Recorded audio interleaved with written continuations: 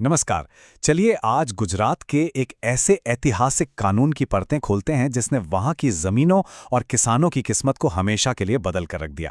हम बात कर रहे हैं गुजरात काश्तकारी और खेतीहर भूमि अधिनियम 1948 की। तो आज हम क्या क्या समझने वाले हैं, देखिए। सबसे पहले तो कुछ जरूरी शब्दों और परिभाषाओं को जानेंगे, फिर किराएदारों के अधिकारों और उनकी सुरक्षा की बात करेंगे। उसके बाद आएगा सबसे क्रांतिकारी हिस्सा, टिलर्स डे।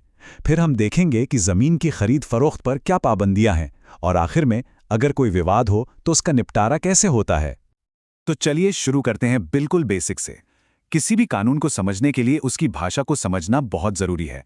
तो चैप्टर आई में जो परिभाषाएं दी गई हैं, पहले उन्हें समझते हैं कि आखिर इस कानून की कहानी में कौन क्या है। तो सबसे पहला और सबसे जरूरी किरदार है एग्रीकल्चरिस्ट यानी कृषक। अब देखिए, कानून की नजर में कृषक सिर्फ वो नहीं है जिसके नाम पर जमीन है, बल्कि वो है जो असल में जमीन पर खेती करता है, मतलब जो व्यक्तिगत रूप से खेती में शामिल है। यही इस पूरे कानून की बुनियाद है। अब ये व्यक्तिगत रूप से खेती करने का मतलब क्या है, ये भी कानून साफ बताता है। इसका मतलब है या तो आप खुद मेहनत करें या आपके परिवार वाले करें, या फिर आपकी सीधी निगरानी में मजदूरों से खेती करवाई जाए। तो ये एब्सेंटी लैंडलॉर्ड्स और असली किसानों के बीच एक बहुत साफ लकीर खींच देता है। और फिर आता है टेनेंट यानी किराएदार। ये कानून सिर्फ उन किराएदारों की बात नहीं करता जिनके पास लिखा पढ़ी में कोई कॉन्ट्रैक्ट है। ये उन लोगों को भी किराएदार मानता है जो कानूनी तौर पर जमीन पर खेती कर रहे हैं, भले ही कोई फॉर्मल अग्रीमेंट ना हो। इन्हें कहते हैं डीम्ड टेनेंट। तो अब जब हमने किरदार समझ लिए हैं, तो चैप्टर 2 पर चलते हैं और देखते हैं कि ये कानून इन किराएदारों के लिए एक सुरक्षा कवच की तरह कैसे काम करता है, उन्हें जमींदारों की मनमानी से कैसे बचाता है। ये एक बहुत बहुत बड़ा बदलाव था। सेक्शन 4 भी कहता है कि सिर्फ इसलिए किसी किराएदार को नहीं निकाला जा सकता क्योंकि उसका कॉन्ट्रैक्ट खत्म हो गया है। सोचकर देखिए, पहले क्या होता था, कॉन्ट्रैक्ट खत्म, किसान बाहर। पर इस कानून ने कहा नहीं, अब ऐसा नहीं होगा। तो फिर किराएदार को निकाला कैसे जा सकता है? कानून इसके लिए कुछ ठोस वजहें बताता है, जैसे कि अगर किराएदार किराया ना दे, जमीन को नुकसान पहुंचाए, जमीन किसी और को किराए पर दे दे, खुद खेती ना करे, या फिर खेती की जमीन का किसी और काम में इस्तेमाल करे। और हाँ, ऐसा करने से पहले भी जमींदार को 3 महीने का लिखित नोटिस देना जरूरी है। और ये एक बहुत ही जरूरी सेफगार्ड है। मान लीजिए कि किराएदारी कानूनी तौर पर खत्म भी हो गई, तब भी जमींदार जबरदस्ती जमीन पर कब्जा नहीं कर सकता।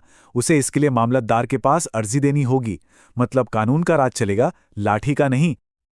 अब हम आ गए हैं इस कानून के सबसे ऐतिहासिक और क्रांतिकारी हिस्से पर, चैप्टर 3, जो जो जोते उसकी जमीन के सिद्धांत को हकीकत में बदलता है।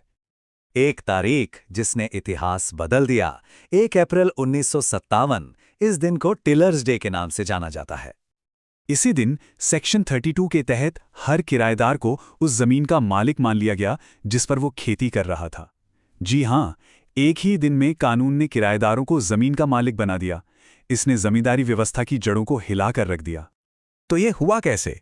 ऐसा नहीं था कि बस कह दिया और हो गया। इसके लिए एक पूरा कानूनी रास्ता बनाया गया। टिलर्स डे पर किराएदार को जमीन का खरीदार मान लिया गया। फिर एक खास ट्रिब्यूनल ने जमीन की कीमत तय की।